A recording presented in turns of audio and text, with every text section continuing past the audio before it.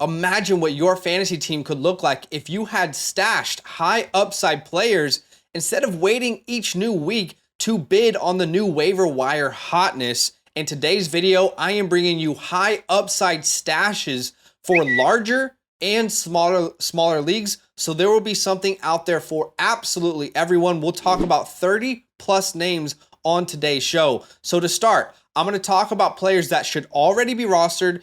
The players in yellow that you see, I have talked about in multiple videos on this channel as stashes. And if you watch those videos, you probably have some of these guys rostered already before they became the next best waiver wire pickups that they have become. Tajay Spears, clearly a handcuff that has league winning upside. We've already seen him get, value just on his own.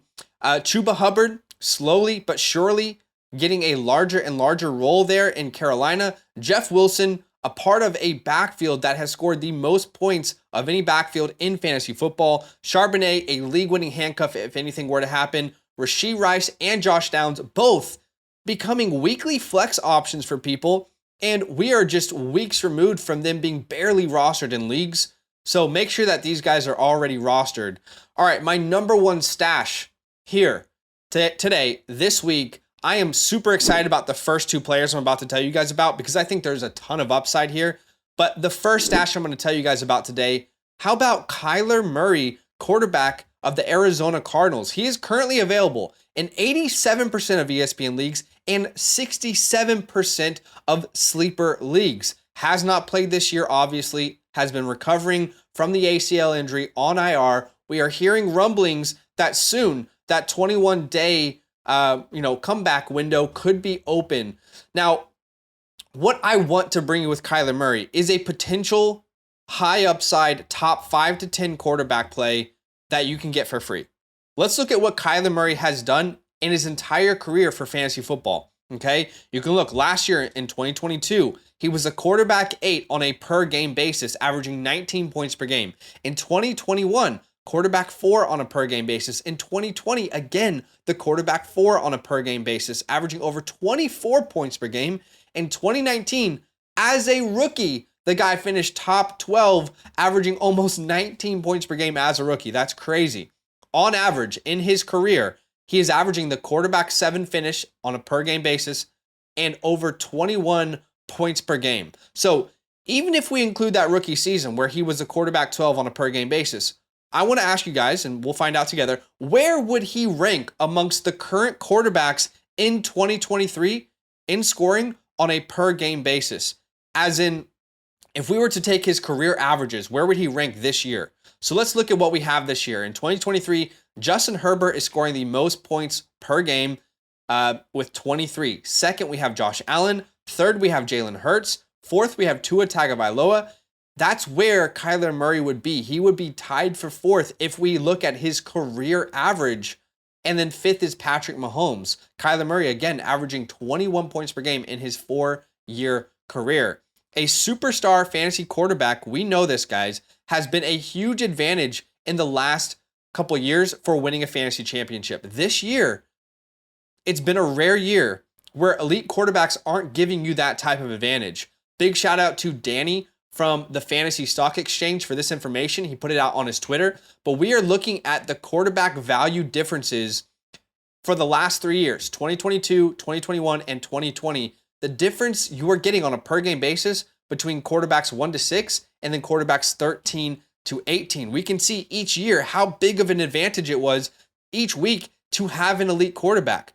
But in 2023, it's kind of been a little bit of a struggle. You can see by year, 2020, 2021, 2022, if you had an elite quarterback, you're getting that advantage of almost 6.5 points per game to your roster. Now in 2023, under 5, right around 4.8 points.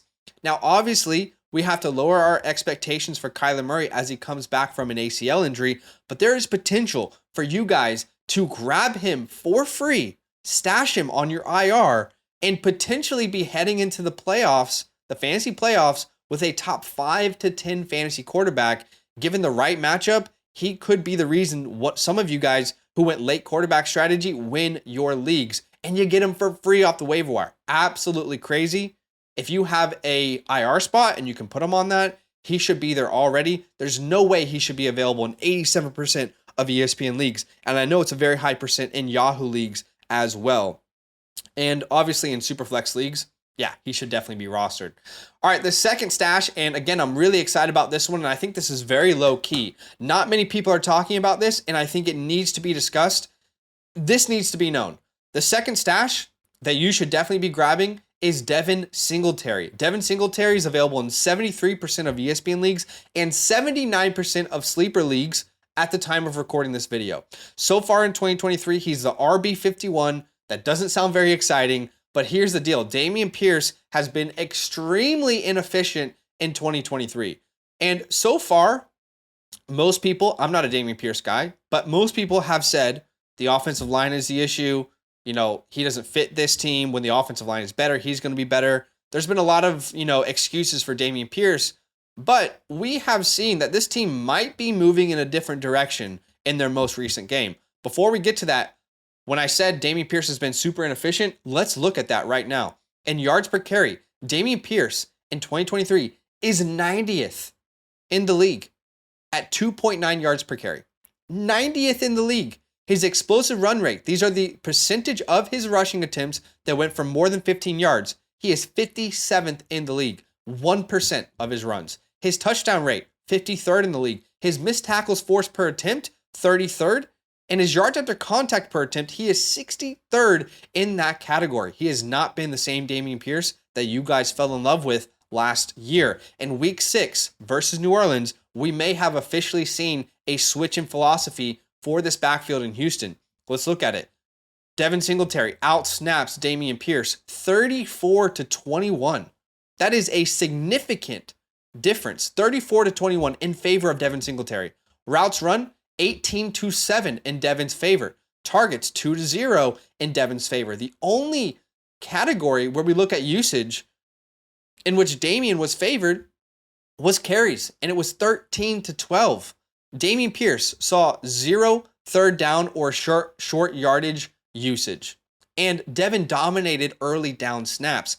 I think there's a real chance that in the next 2 to 3 weeks, we could see Devin take over this backfield.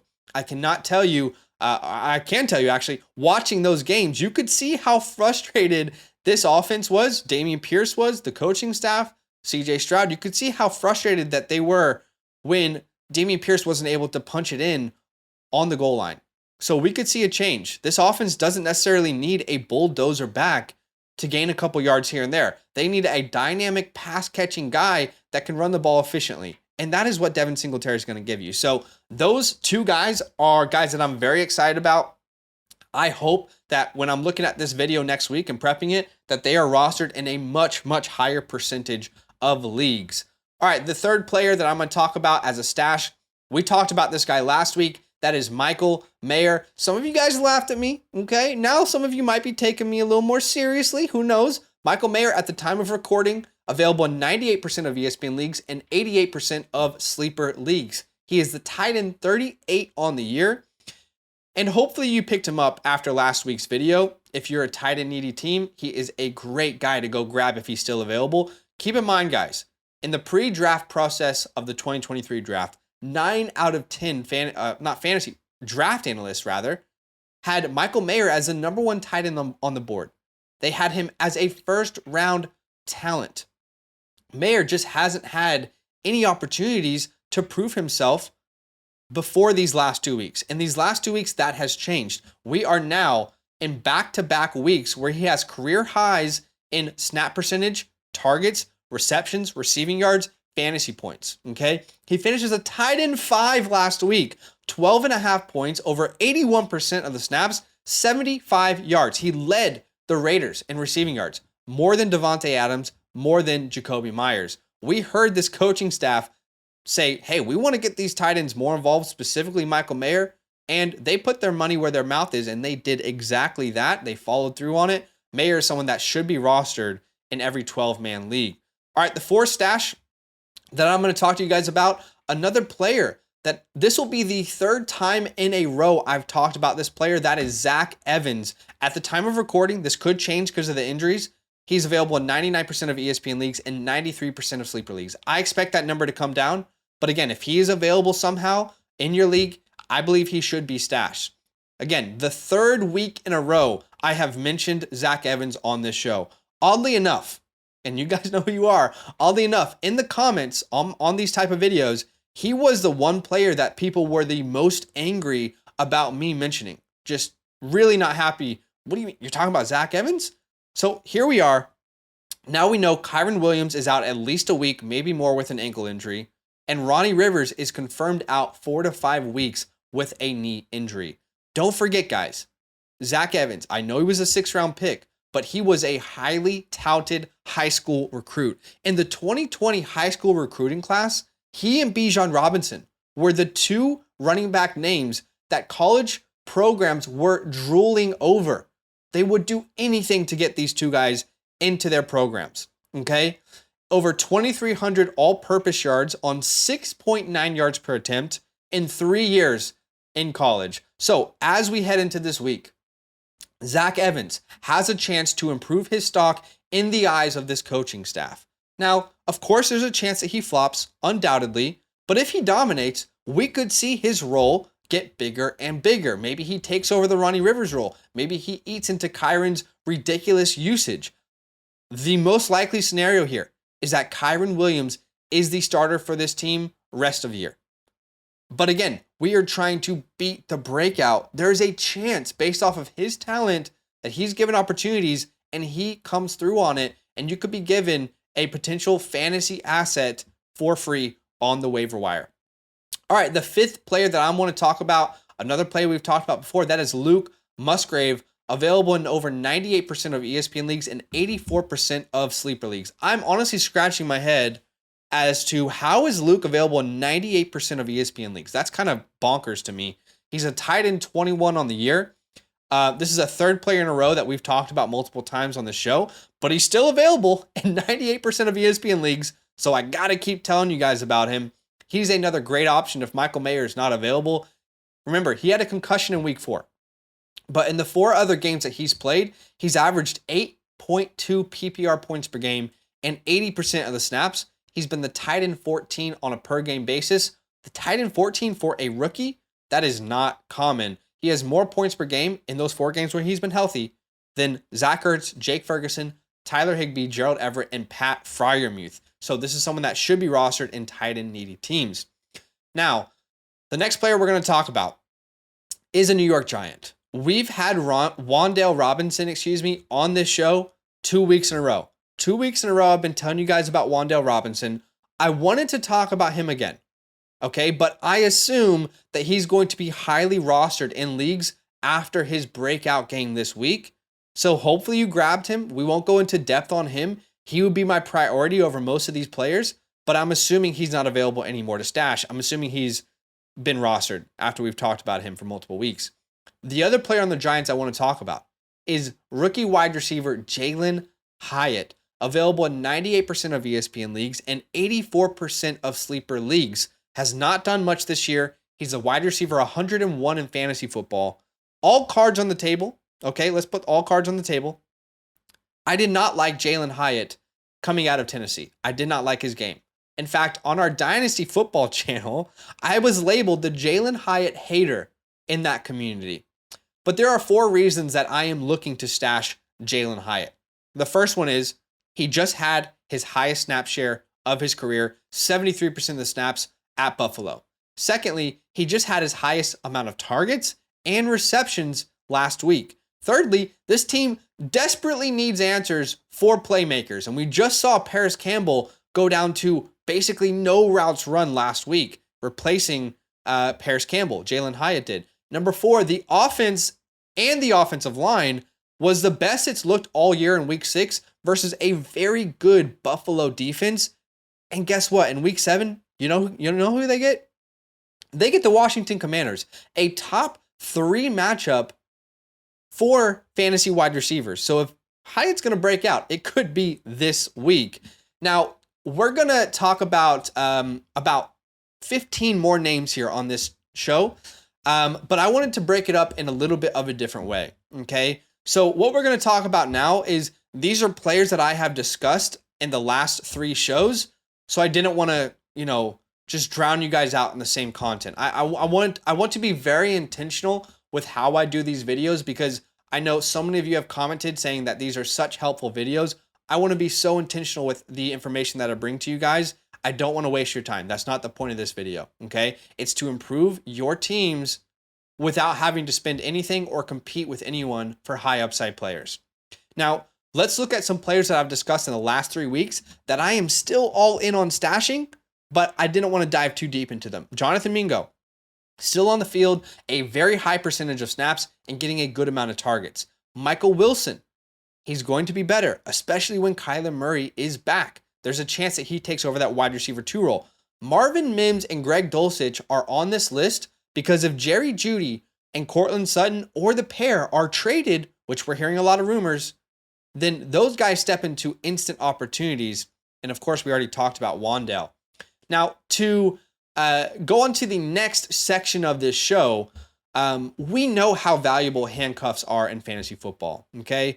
And we talked about this a lot on this channel. You cannot undervalue a good handcuff. So what I thought I would do is I wanted to look at my top 12 running back handcuffs that are most likely on people's waiver wires, okay? Now, if there are players that are rostered in, 70% of leagues, I did not put them on this list.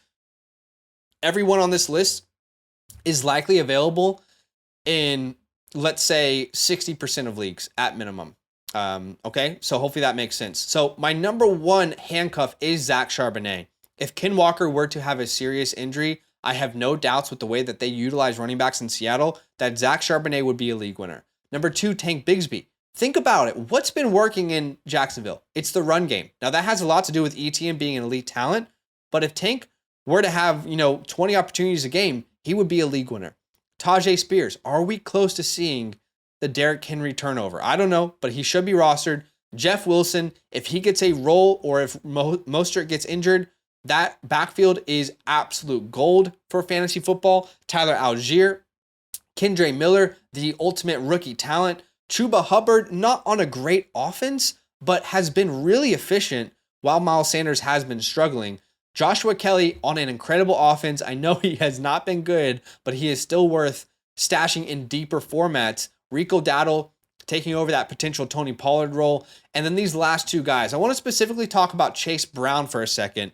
Joe Mixon has been really, really inefficient in the last couple weeks. Like pretty poor. And I would not be surprised if we in the next couple weeks start to see Chase Brown get more and more and more opportunities as this team looks for a true spark to their offense. So especially after a bye week, maybe not this week, but next week, I would be looking at rostering Chase Brown. And to finish the show, guys, I wanted to give you some honorable mentions. These are guys that didn't make their way into my top 10 per se, but if you're in a 16-man or an 18-man, 20-man, some of you guys are crazy, then these are a couple names to look out for. DeMario Pop Douglas. It is my strong opinion that he is the most exciting player on offense for the New England Patriots. Now, unfortunately, he was on track to have a great game the last time he was out there, and he had a concussion. He'll be back from that concussion soon. Look for them to get him heavily involved as they look for answers. Quentin Johnston, first-round wide receiver. It's not looking good, but the talent is there on a good offense. Hunter Renfrow. Hunter is there because we've also heard his name in trade rumors. And if Hunter Renfrow is traded somewhere, he could be a starting slot wide receiver for a high-producing team, and that could mean he's a flex option instantly. And as for Kadarius Toney, not playing a high percentage of snaps, but as his snaps, drastically increase as he's coming back from that injury, we could see him become a real flex option. So again, guys, the point of this video, it was funny. I have people who have commented before, man, these are reaches. None of these guys are stars. None of these guys are surefire picks. It's like, yeah, that's not the point of the video, is it? Like, these are guys that you are stashing, trying to beat the waiver wire so you don't have to compete with them, with your league mates, because there's potential upside in these players. 7 out of 10 players on this list are not going to come through for you on fantasy football. But the 1, 2, 3 that, we have a list of over 10 that have already hit from players I've brought are serious contributors to your fantasy teams today. So you want to hit on that 30% of players that could actually make a huge impact for your fantasy team. So go have a look, scour your waiver wires, and improve your teams before people even know the guys that you're adding. So do me a favor, go ahead and smash that like button to show some support, show some love. You guys are really loving these videos. I appreciate it. Subscribe if you like fantasy football. We just hit over 10K, which is awesome. Thank you for the love. And if you guys want to support what we do over here at Fantasyland Football, keep in mind, it's just me and my partner, Badaki, who make videos here. There's not a team behind us. It's just us. From conceptualizing ideas to executing them, to video editing, to graphic design, to audio, to uploading, admin, everything in between. It's all us here. So if you want to support us, kind of help us reach that goal of doing this, and supporting our families, then go ahead and use our promo code LAND. Sign up to the Flock Fantasy website. We'll get credit for it, and you in return will get an incredible package of perks for fantasy football, rankings for rest of season, rankings for dynasty leagues, one quarterback and superflex. You'll get articles from the best creators in the industry. You'll get my weekly rankings, PPR, and you will also unlock the fantasy hotline, which is a direct DM to us for advice if you choose that Mother Flocker tier. Feel free to DM us with any questions or DM us if you sign up. We'll get you all set up over there. But that is it for today, guys. Thank you so much for watching. Go add some upside to your rosters for free before they become a pricey, bid to add. So enjoy, and we'll see you guys soon. Now that those idiots are done talking, who needs some rankings? Hell yeah, I need some rankings. Then use promo code LAND, LAND, for 30% off any membership at flockfantasy.com. Oh. It's so easy, even your grandma could scan that QR code right there.